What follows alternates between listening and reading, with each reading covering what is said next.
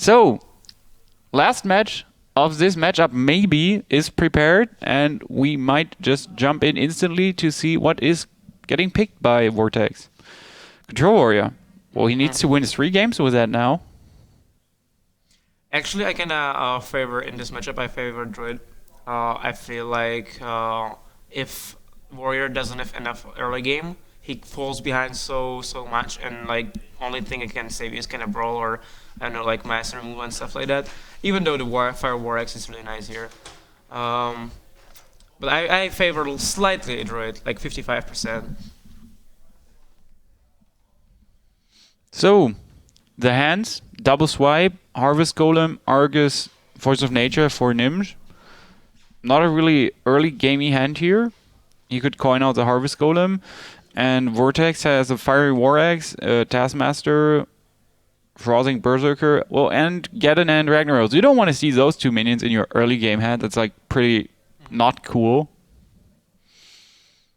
Yeah. So actually, like you can play Frothing Berserker to be mana efficient, but I think like War Axe is like much better play here. Since after that, like next turn, you can just kill it with Taskmaster and also play another 2-drop, like Slam, for example. For example, if he like plays Yeti right now or something like that, it's also a possibility. The second Harvest Golem. That's really useful. It is getting better and better for Gnimsh. It's really useful for him. So he can play Taskmaster, attack, and ping away that 2/1 minion. And we see exactly that. Not surprising. I mean, that's like the most obvious play you can do here. But the annoying thing is, Gnimsh can just trade back and follow up with a minion if he draws actually one. So those 2 swipes are sitting in his hand without any value at the moment. There's the Ancient Watcher, and he killed the minion, and probably here powers up and takes the face. Yep. So at this moment, since Gnimsh like didn't play any early game much, I think like it's getting better and better for a Warrior actually, because Warrior has those like so many late game drops that I can actually play like every turn, like turn 7 something big, turn 8 something big, you know, and it just goes on. It just goes on. And, like Druid has limited amount of answers. Like he has 2 swipes, he has 2 Raz, but other than that, like actually does Gnimsh play Big Game Hunters? I'm not entirely sure if I saw anyone. Yeah. I don't think so too. Like Big Game Hunters actually make this matchup much better. But if he doesn't run them, it can be really bad. For I guess late game. What really is important for Vortex, you want to see your Gorehowl as early as possible, so you can just kill all those Druid drops he's throwing in your face. Yeah, I agree with that. But right there, Karen is really good because Karen. On the other hand, there's gonna be Karen as well. Yeah, you were talking about Karen, and he just top decks it. Yeah. Good job here, and really useful. Yeah, but I was talking about Gnimsh Karen because Warrior doesn't really have good answers on Karen because they don't run silences at all, and you usually get like 2 cards or 3 cards for it. Oh wow! Oh my god! Perfect answer. Like the most important card to have against Druid, and he just top decked it in the perfect turn when he needed it. Exactly. Oh, it's still okay for Gnimsh. He could just Argus up his Bane to kill Karen, and works for him. Yeah, and enabling that Ancient Watcher as well. The thing is actually that the Warrior is getting kinda low if Gnimsh decides to go for face, and we already see Force of Nature in his hand, and so he just needs Savage Roar for combo, and the damage could be like actually like really big. Yeah, while Gorehowl is so good in this matchup, it's still really important to just keep your life totals in check because you have to follow up on your trades with the Gorehowl by playing big minions to kind of swing the whole game state around in your favor, and if that doesn't happen, if Gnimsh keeps up the aggression in the face of the Gorehowl, then the Gorehowl is pretty much useless. Exactly. Would you...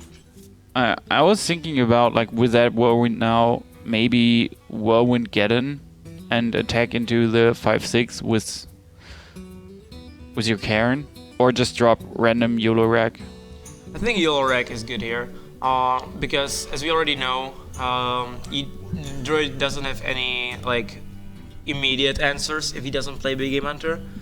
So he's gonna have a lot of troubles to deal with. I actually think that Geddon is the better play here, and he's setting up for it. He even wants to Whirlwind to get rid of the Argus. Whoa, that wouldn't. Oh, that's strange. It's okay to do so. He armors up, he trades here, board is empty, and he still has Geddon and Ragnaros in his hand. But if you think about it, he could have had a Geddon on the board, and not having to take any damage from the Ancient Watcher. That's correct. There's sorry, still alive.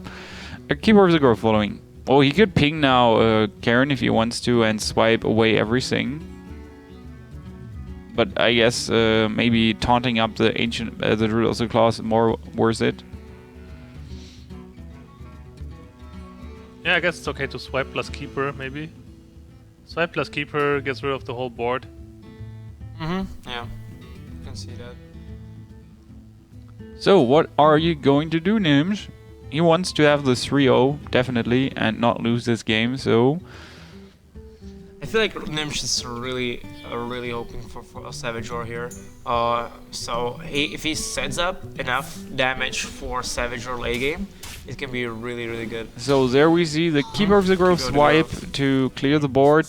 It's good for Vortex. He can just throw out his Ragnar. Well, Izera or Ragnar. It doesn't even matter which one he throws out, but it's like a big threat for Gnimsh.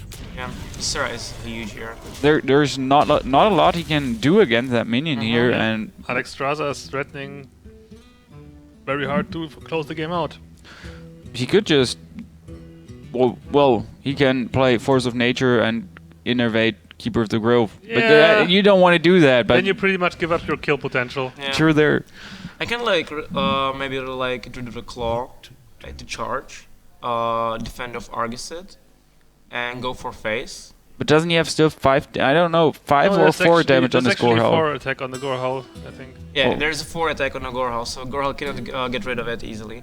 Yeah. However, the Vortex has the Whirlwind to finish off the... Exactly, yeah, we know that. Still, it's okay. If he attacks with a Druid of the Claw, he brings him closer to Force of Nature range. Yeah, and actually that's what Gnimsh decides to do. Maybe he's gonna even innervate Hero Power. Yeah. Like to bring him really down to 14, but... Yeah, but that's not really necessary. Yeah, that's necessary because Warrior has armor up anyway, right? Yeah. So he attacks with his Alex, kills that minion, and well, I would just drop my Ragnaros here, armor up, so he's on 15, and in theory is safe from Force of Nature Roar. But not with Innervate. Not with Innervate. So, what do we see here? Will he hit it? Will he hit the Savage Roar? That's the question. What is it?